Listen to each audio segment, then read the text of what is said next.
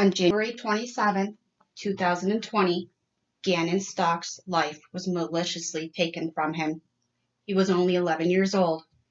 This is Gannon's story through the eyes of strangers.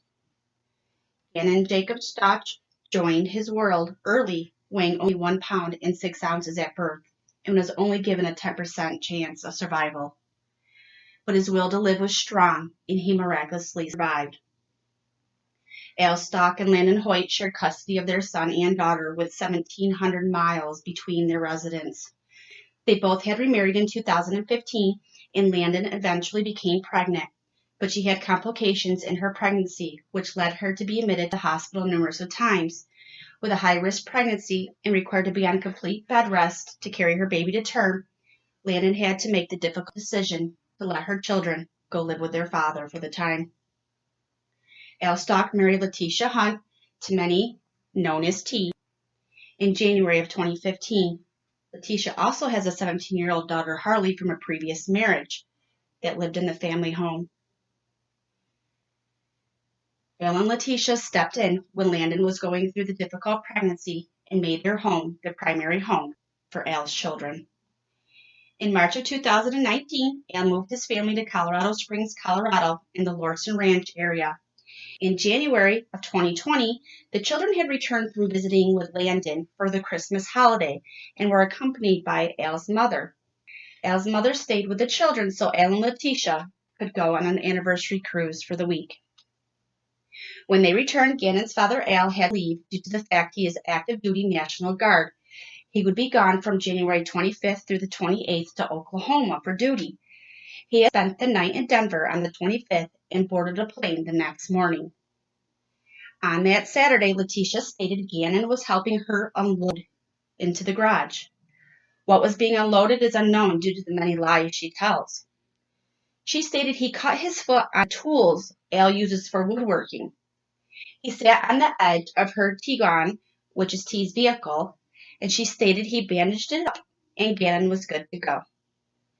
On Sunday, January 26, T took the children for a small hike at the Garden of the Gods. Letecia claims Gannon was up most of Sunday night onto Monday morning with stomach issues. Note, Letecia stated she met her alleged rapist Eduardo that day near a construction site.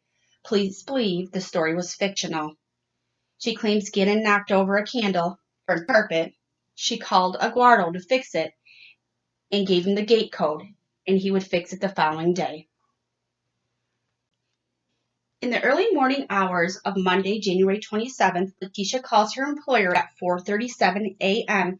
to tell them her stepdad was killed after being hit by a car that day. She would not be into work.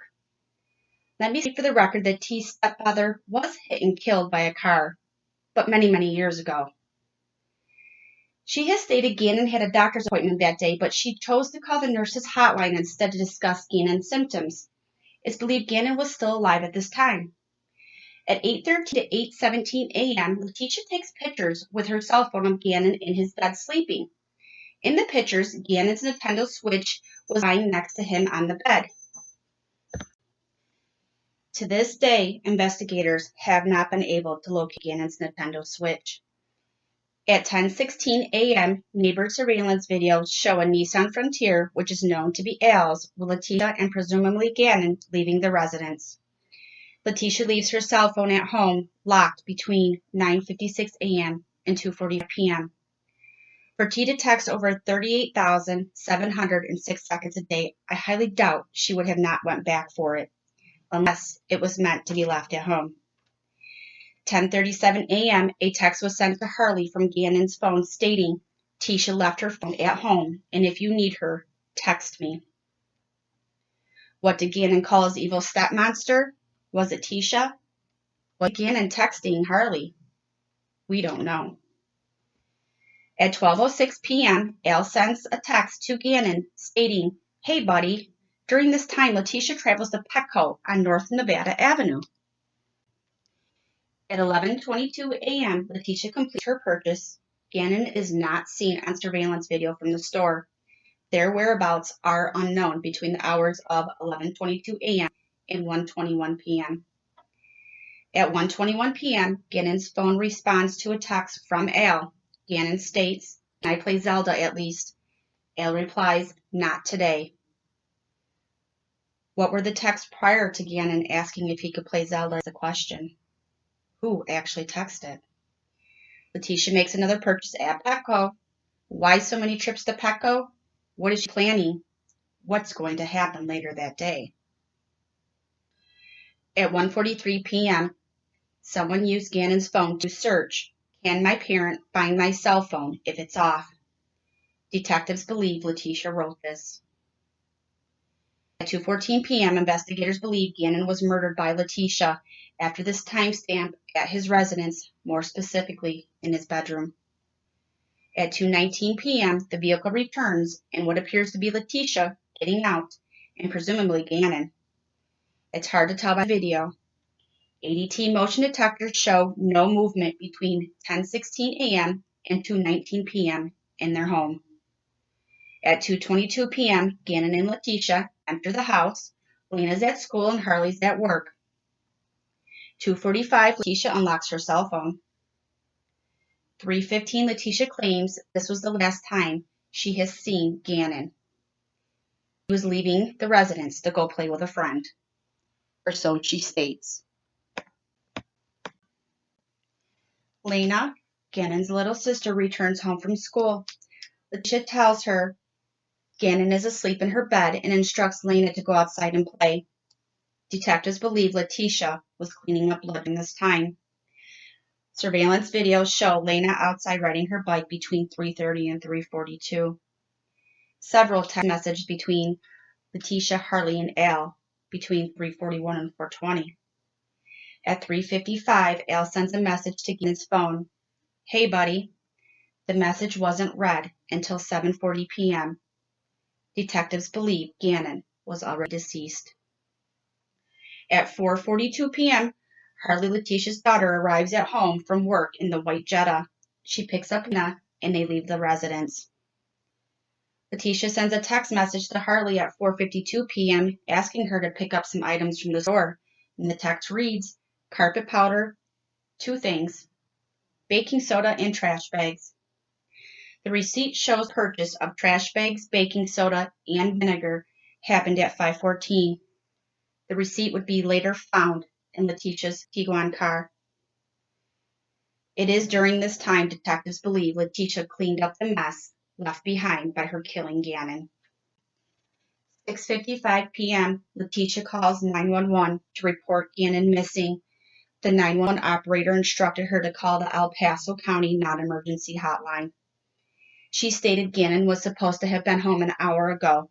She was unable to locate him at his friend's house. She initially claimed Gannon had left the home at 5:15, going to his friend's house. She could not give the name, house location, or parents' name of the friend when asked by the investigators. Her story dramatically changed multiple times over the next few days. At 10:09, deputies responded to Letecia's residence on Mandan Drive, but could not locate Gannon. Deputies did a limited search of the residence and observed Letecia's Volkswagen Tiguan was backed into the garage. Deputies also searched Gannon's basement bedroom. The deputy was wearing a body cam. Later, investigators compared the body camera footage of Gannon's bedroom to photos taken earlier that day by Letecia. Why she take photos earlier that day is beyond me, or I'm sure anyone else. And it showed Gannon's bed with different bedding. There was different sheets and blankets, and the bed had been moved against the wall. A report was taken, and a missing person investigation had begun.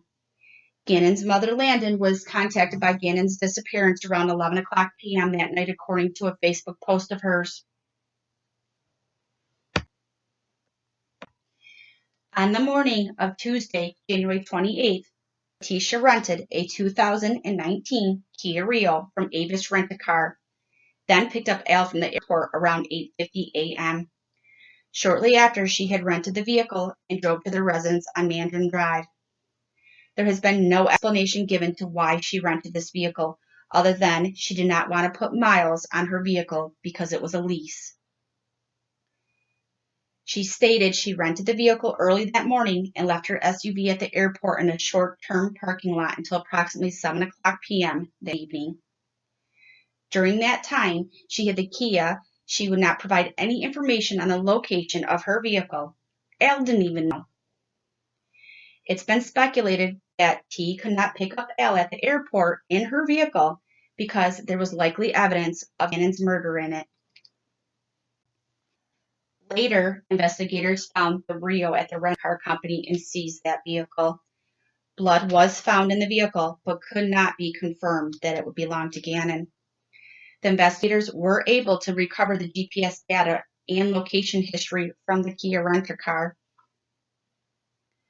The location of T's vehicle was unknown to investigators from 7:02 p.m. on January 28th till approximately 12 o'clock p.m. on the 29th.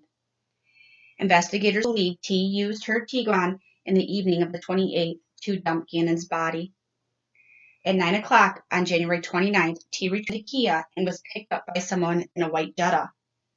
It is believed Harley, Letecia's 17-year-old daughter, was driving the Jetta. Does Harley know what her mother had done? Letecia had a scheduled interview with investigators on January 29th. Her appointment time was for 10 o'clock a.m., but she didn't arrive till after 12 o'clock. On her arrival, her vehicle, the Tiguan, was wet and appeared to have just been cleaned. It was seized from Letecia and towed to the county's evidence center. After investigators downloaded the electronic data from her vehicle, they were able to determine some of the locations from the evening of January 28th, including the area of 105 South Perry Park Road in Douglas County, Colorado. A forensic team found evidence of blood on the rear bumper and step plate. Gannon's blood was found on the garage floor T's vehicle was backed into. When Letecia arrived at the interview, she brought several pieces of notebook paper where she had written notes for her interview. Who does that? Letecia's story of the events that happened on the 27th had changed dramatically. She stated she had been held at gunpoint and raped by a Hispanic man named Eduardo, and Gannon was abducted by this guy after he raped her. She said he held a gun to Gannon and asked for his suitcase. She provided him with a brown suitcase and a cardboard box. Letecia stated after the man took Gannon, she cleaned the area of the assault and straightened up any signs of disturbance in Gannon's room and cleaned the utility room. I don't know who she's kidding. She was offered and she refused to have a forensic examination done. Letecia said on Sunday, the 26th, Gannon had knocked a candle off, causing the carpet to burn. After the incident, she drove around the neighborhood until she found a construction site. That's where she met Eduardo and asked him if he could repair the carpet in her home. After agreeing, she gave him the door code, and he agreed he would do the work the next day while she was shopping.